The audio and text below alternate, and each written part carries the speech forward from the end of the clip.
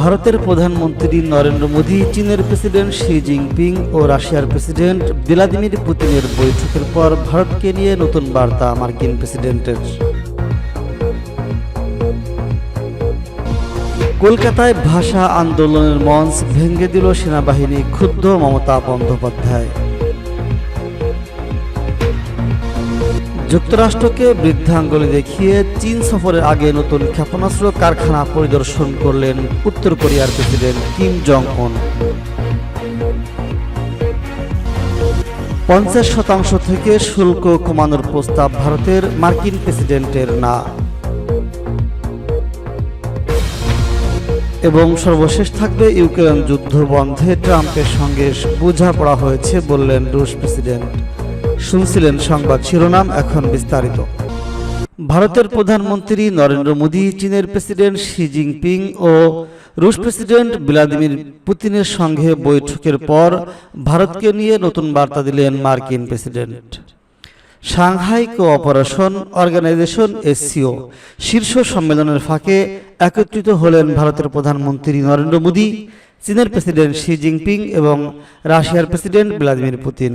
বৈঠকে বিশ্ব বাণিজ্যে যুক্তরাষ্ট্রের শুল্ক নীতি এবং ভূ রাজনৈতিক চ্যালেঞ্জ নিয়ে আলোচনা করেন এই তিন শীর্ষ নেতা। তবে এই আলোচনার কয়েক ঘন্টা পরই ভারতকে লক্ষ্য করে কঠোর বার্তা দেন মার্কিন প্রেসিডেন্ট ডোনাল্ড ট্রাম্প। সামাজিক যোগাযোগ মাধ্যম ট্রুথ সোশ্যালে দেওয়া এক পোস্টে ট্রাম্প জানান, ভারত যুক্তরাষ্ট্র বাণিজ্যিক সম্পর্ক একতরফা এবং ভারত শুল্ক অপব্যবহারকারী দেশ। ট্রাম্প বলেছেন, ভারত আমাদের সঙ্গে বিপুল পরিমাণে ব্যবসা করে, আমাদের দেশে প্রচুর পণ্য রপ্তানি করে, কিন্তু আমরা ভারতের বাজারে খুব কমই প্রবেশ করতে পেরেছি। এটা এখন পর্যন্ত পুরোপুরি একতরফা সম্পর্ক। রাশিয়ার প্রতি ভারতের ঝুঁকেও অসন্তোষ প্রকাশ করেছেন ট্রাম্প। তিনি বলেছেন, ভারত তার অধিকাংশ তেল এবং সামরিক সরঞ্জাম রাশিয়া থেকে কেনে, যুক্তরাষ্ট্র থেকে খুব কমই আমদানি করে। যদিও এখন তারা শুল্ক কমানোর প্রস্তাব দিয়েছে, কিন্তু তা দেরিতে এসেছে, বহু বছর আগেই এটা করা উচিত ছিল। ট্রাম্পের এই মন্তব্য এবং 50% শুল্ক আরোপের হুমকি ভারত যুক্তরাষ্ট্র বাণিজ্য সম্পর্কে নতুন করে উত্তেজনার ইঙ্গিত দিচ্ছে বলে মনে করছেন বিশ্লেষক মহল। ভারতের কলকাতায় ভাষা আন্দোলনের মঞ্চ ভেঙে দিল সেনাবাহিনী, ক্ষুব্ধ মমতা বন্দ্যোপাধ্যায়। কলকাতায় মমতার ভাষা আন্দোলনের মঞ্চ ভেঙে দেওয়ার অভিযোগ উঠেছে ভারতীয় সেনাবাহিনীর বিরুদ্ধে। ভারতের বিজেপি শাসিত রাজ্যগুলোতে বাঙালি বিদ্বেষ, বাঙালিদের উপর হেনস্থা, বাংলা ভাষার উপর সন্ত্রাসের প্রতিবাদে সম্প্রতি ভাষা আন্দোলনের ডাক দিয়েছেন পশ্চিমবঙ্গের শাসক দল তৃণমূল কংগ্রেসের সুপ্রিমা মমতা বন্দ্যোপাধ্যায়। গত প্রায় 1 মাস ধরে কলকাতায় মেরো রোডে মহাত্মা গান্ধীর পদদেশে মঞ্চ তৈরি করে প্রতিবাদ আন্দোলন চালিয়ে আসছিল তৃণমূলের কর্মী সমর্থকরা। কিন্তু হঠাৎ করেই সোমবার সেই মঞ্চ ভেঙে দেওয়ার অভিযোগ উঠেছে ভারতীয় সেনাবাহিনীর সদস্যদের বিরুদ্ধে। মঞ্চ খুলে ফেলার খবর পেয়ে সোমবার 1 সেপ্টেম্বর বিকালের দিকে রাজ্য সরকারের সচিবালয় নবান্ন থেকে মমতা ছুটে আসেন মোড়ে ভাঙ্গা মঞ্চস্থলে। দাঁড়িয়েই মমতা বলেন, রাজনৈতিক স্বার্থে সেনাবাহিনীকে কাজে লাগাচ্ছে বিজেপি। সাতখোলা মঞ্চের তলায় দাঁড়িয়ে মমতা বলেন, আমরা সব অন্যায় অত্যাচারের প্রতিবাদ করি।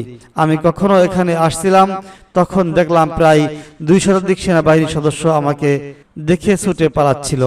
আমি তাদের জিজ্ঞাসা করলাম, আপনারা কেন ছুটে পালাচ্ছেন? আপনারা আমাদের বন্ধু, আমরা আমাদের জন্য গর্বিত। এটা আপনাদের দোষ নয়, আপনারা বিজেপির কথাই করেছেন, দিল্লির কথাই করেছেন, কেন্দ্রের প্রতিরক্ষা মন্ত্রীর নির্দেশে করেছেন। এটুকু বুদ্ধি আমাদের আছে। আমি সেনাবাহিনীকে দোষ দিচ্ছি না, আমি বিজেপি ও তাদের মন্ত্রীদের দোষারোপ করছি।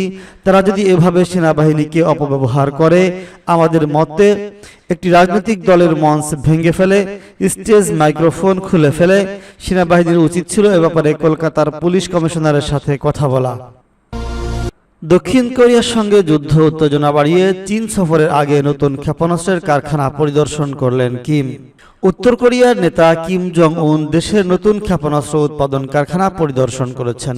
দেশটির রাষ্ট্রীয় গণমাধ্যম সোমবার জানিয়েছে, বেইজিংয়ের বৃহত্তম সামরিক কুচকাওয়াজে যোগ দিতে চীন সফরের আগে তিনি নতুন ক্ষেপণাস্ত্র কারখানা পরিদর্শন করলেন। সিউল থেকে বার্তা সংস্থা এএফপি জানায়, কিম রবিবার একটি অস্ত্র কারখানা ঘুরে দেখেন।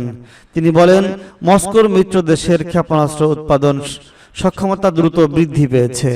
সোমবার সরকারি Korean central news agency KCN জানিয়েছে, এ সময় তিনি ক্ষেপণাস্ত্র উৎপাদন সক্ষমতা বাড়াতে 3টি নতুন দীর্ঘমেয়াদী পরিকল্পনা অনুমোদন করেন। দক্ষিণ কোরিয়া ও পশ্চিমা গোয়েন্দা সংস্থাগুলোর দাবি, পিয়ংইয়ং ইউক্রেন যুদ্ধে রাশিয়াকে ক্ষেপণাস্ত্র সরবরাহ, বিভিন্ন অস্ত্র সরবরাহ করেছে ও দেশটিতে হাজার হাজার সেনা পাঠিয়েছে। অন্যদিকে উত্তর কোরিয়ার ঐতিহাসিক সবচেয়ে বড় কূটনীতিক, অর্থনৈতিক ও রাজনৈতিক মিত্র চীনের মিত্র দেশটি আন্তর্জাতিক নিষেধাজ্ঞায় জর্জরিত। কিমের এই কারখানা পরিদর্শন বেইজিং সফরের আগে হলো। এ সফরকালে তিনি রুশ প্রেসিডেন্ট ভ্লাদিমির পুতিন সহ বিভিন্ন নেতার সাথে চীনা রাজধানীর সামরিক কুচকাওয়াজে অংশ নেবেন। 50% থেকে শুল্ক কমানোর প্রস্তাব ভারতের, ট্রাম্পের না। মার্কিন প্রেসিডেন্ট ডোনাল্ড ট্রাম্প 1 সেপ্টেম্বর অভিযোগ করেন, শুল্ক আরোপ 0% কমিয়ে আনার জন্য আবেদন জানিয়েছে ভারত, কিন্তু কাজটি দিল্লির অনেক আগেই করা উচিত ছিল। ট্রাম্প প্রশাসন ভারতীয় আমদানি পণ্যের উপর 50% শুল্ক আরোপ করেছে, যার মধ্যে 25% রয়েছে রাশিয়ার থেকে তেল ক্রয়ের শাস্তি হিসেবে, যা বিশ্বব্যাপী আরোপিত মার্কিন শুল্কের মধ্যে সর্বোচ্চ। ট্রাম্পের অভিযোগ, রুশ তেল ক্রয়ের মাধ্যমে ইউক্রেনে হামলার জন্য মস্কোর শক্তি যোগাচ্ছে ভারত। তবে তিনি রাশিয়ার উপর আরো কঠোর মার্কিন নিষেধাজ্ঞা আরোপ থেকে বিরত থেকেছেন। ভারতের তেল ক্রয়কে ছাপাই দিয়ে পররাষ্ট্রমন্ত্রী এস জয়শঙ্কর যুক্তি দেন যে একই মানদণ্ড চীন এবং ইউরোপীয় ইউনিয়নের ক্ষেত্রে প্রয়োগ করা হয়নি, যারা যথাক্রমে রুশ পরিশোধিত তেল এবং রুশ এলএনজির সবচেয়ে বড় আমদানিকারক দেশ। মোদি চীন থেকে দেশে ফিরে আসার কয়েক ঘন্টা পর ট্রাম্প তার ট্রুথ সোশ্যালে এক পোস্টে বলেন, খুব কম লোকই বোঝে যে আমরা ভারতের সঙ্গে খুব কম ব্যবসা করি, কিন্তু তারা আমাদের সঙ্গে প্রচুর পরিমাণে ব্যবসা করে। কারণ হলো, ভারত এখন পর্যন্ত আমাদের উপর এত বেশি শুল্ক আরোপ করেছে যে আমাদের ব্যবসা প্রতিষ্ঠানগুলো ভারতের পণ্য বিক্রি করতে অক্ষম। এটি সম্পূর্ণ একতরফা বিপর্যয়। ট্রাম্প তার পোস্টে আরো বলেন, ভারত তার বেশিরভাগ তেল ও সামরিক পণ্য রাশিয়া থেকে আমদানি করে, খুব কমই কেনে মার্কিন যুক্তরাষ্ট্র থেকে। ট্রাম্পের এই ক্ষোভের প্রধান কারণ হলো দুই দেশের মধ্যে বিশাল বাণিজ্য ঘাটতি। এছাড়াও মে মাসে ভারত ও পাকিস্তানের মধ্যে যুদ্ধবিরতিতে তার কোনো ভূমিকা ছিল না বলে ভারতের দাবিও তাকে বিরক্ত করেছে বলে প্রতিবেদনে উল্লেখ করা হয়েছে। ইউক্রেন যুদ্ধ বন্ধে ট্রাম্পের সঙ্গে বোঝাপড়া হয়েছে বললেন রুশ প্রেসিডেন্ট। রাশিয়ার প্রেসিডেন্ট ভ্লাদিমির পুতিন জানিয়েছেন, আলাস্কায় গত মাসে অনুষ্ঠিত বৈঠকে যুক্তরাষ্ট্রের প্রেসিডেন্ট ডোনাল্ড ট্রাম্পের সঙ্গে ইউক্রেন যুদ্ধের অবসান নিয়ে কিছু বোঝাপড়ায় পৌঁছেছেন তারা। তবে তিনি এখনো স্পষ্ট করে বলেননি ট্রাম্পের মধ্যস্থতা ইউক্রেনের প্রেসিডেন্ট ভলোদিমির জেলেনস্কির সঙ্গে সরাসরি শান্তি আলোচনায় বসবেন কিনা। চীনের তিয়ানজিনে সাংহাই কোঅপারেশন অর্গানাইজেশন শীর্ষ সম্মেলনে বক্তব্য দিতে গিয়ে পুতিন আবারও ইউক্রেনে আগ্রাসনকে সঠিক বলে দাবি করেন এবং পশ্চিমাদের দোষারোপ করেন। তিনি চীন ও ভারতের নেতাদের ধন্যবাদ জানিয়ে বলেন, তারা ইউক্রেন সংকট সমাধানে সহায়তা করার চেষ্টা করছেন। প্রসঙ্গগত, রুশ তেলের সবচেয়ে বড় ক্রেতা বর্তমানে চীন ও ভারত, যা পশ্চিমাদের মতে রাশিয়ার যুদ্ধবিধ্বস্ত অর্থনীতিকে টিকিয়ে রেখেছে। পুতিন বলেন, আলাস্কায় ট্রাম্পের সঙ্গে আমাদের যে বোঝাপড়া হয়েছে, আমি আশা করি তা ইউক্রেনে শান্তির পথ খুলে দেবে। একই সঙ্গে তিনি দাবি করেন, এই সংকট রাশিয়ার আগ্রাসনের কারণে হয়নি, বরং এটি পশ্চিমাদের সমর্থনে ইউক্রেনের সংগঠিত অভ্যুত্থান ও ন্যাটোতে অন্তর্ভুক্তির প্রচেষ্টার ফল। এদিকে ফ্রান্সের প্রেসিডেন্ট ইমানুয়েল ম্যাক্রো বলেছেন, ট্রাম্প যে সোমবারের সময়সীমা বেঁধে দিয়েছিলেন, ততদিনের মধ্যে পুতিন যদি আলোচনা রাজি না হন, তবে প্রমাণ হবে তিনি ট্রাম্পকে আবারও প্রতারিত করেছেন। তবে ট্রাম্প পরে সিএনএনকে বলেন, পুতিনকে তিনি আরও কয়েক সপ্তাহ সময় দিচ্ছেন, নইলে যুক্তরাষ্ট্র ব্যবস্থা নেবে। ট্রাম্প আগেও দাবি করেছিলেন চাইলে তিনি একদিনে ইউক্রেন যুদ্ধ শেষ করতে পারবেন। গত মাসে পুতিনের সঙ্গে বৈঠকের পর তিনি যুদ্ধবিরতির দাবি সরিয়ে রেখে স্থায়ী শান্তি চুক্তির প্রস্তাব দেন।